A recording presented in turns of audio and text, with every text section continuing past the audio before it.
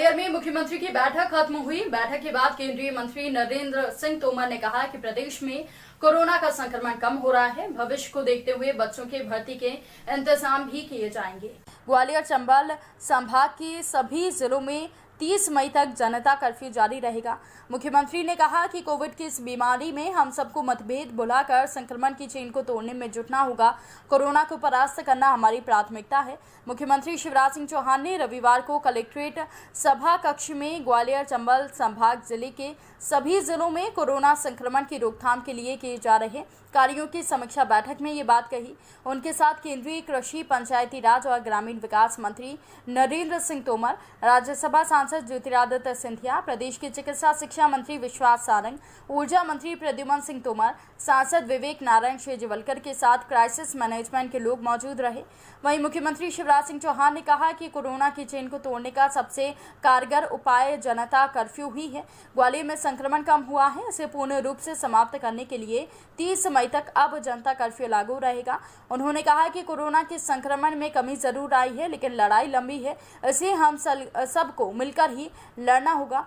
इसके अलावा उन्होंने कहा कि शहरी क्षेत्र के साथ साथ ग्रामीण क्षेत्र में संक्रमण ना फैले, इसका विशेष ध्यान रखना होगा।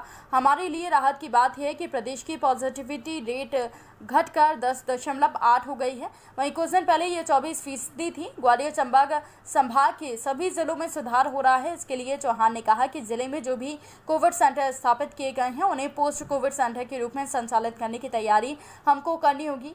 कोरोना की बीमारी से ठीक होने के बाद कुछ लोगों को ब्लैक फंगस, खून जमने जैसी बीमारियों के मामले सामने आ रहे हैं। इनकी देखभाल के लिए हमें पोस्ट कोविड केयर सेंटर की आवश्यकता पड़ेगी।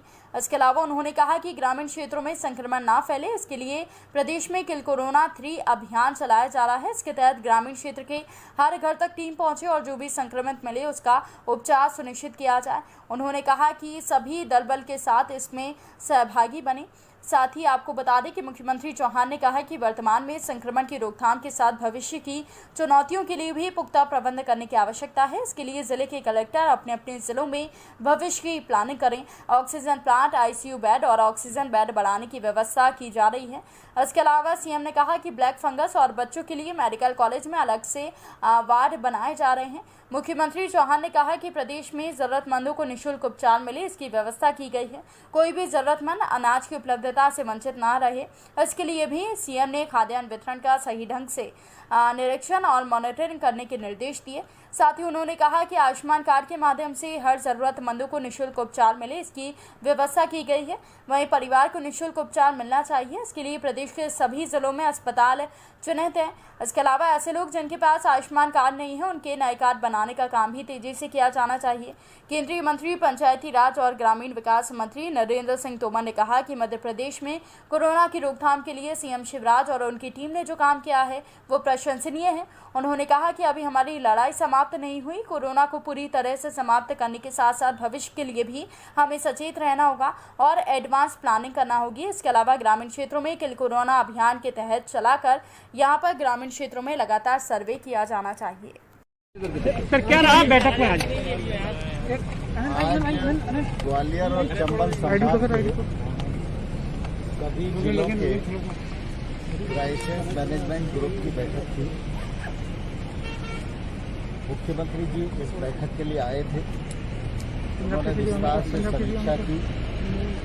सभी जिलों के कलेक्टर्स ने अपना अपना प्रेजेंटेशन दिया और कुल मिला के अगर देखें तो मध्य प्रदेश के साथ ग्वालियर चंबल संभाग में भी कोरोना की जो स्थिति है उस पर जो नियंत्रण हुआ है वह संतोषजनक है। आज मुख्यमंत्री जी ने भविष्य की दृष्टि से बच्चों का भी भर्ती करने के लिए एक व्यवस्था बनाई जाए और उनका किस प्रकार से इलाज हो सके इसकी व्यवस्था करना। ब्लैक फंगस के पेशेंट अगर आए तो उनके लिए अलग से व्यवस्था करना और ग्वालियर में जो हमारा 1000 बेडेड हॉस्पिटल बन रहा था उस बिल्डिंग का एक भाग कंप्लीट हो जाएगा जल्दी। उसमें 570 बिस्तर का एक अस्पताल। कांग्रेस ने अभियान शुरू कर दिया है, उसको लेकर अभियान शुरू कर दिया कि हमारे बच्चों की वैक्सीन विदेश भेज दी सरकार ने। देखिए, कांग्रेस को कुछ करना नहीं, इससे पहले भी उनने कुछ किया नहीं, किसी भी ऐसी परिस्थिति से निपटे नहीं। उनका नेतृत्व इतना नादान है कि वो देश हित को और जनहित को बलाए ताक रख पर राजनीति को ही आगे रख रहा है। यह दुर्भाग्यपूर्ण है। भाई, प्रदेश का सबसे बड़ी चिकित्सालय अस्पताल जो है आयुष्मान कार्ड मानने को तैयार नहीं है, मरीजों को भगा रहे हैं लोग वहाँ से। नहीं, वो बात हो गई है। मुख्यमंत्री जी सर्कुलर भेज रहे हैं, आज कलेक्टर कमिश्नर को भी उन्होंने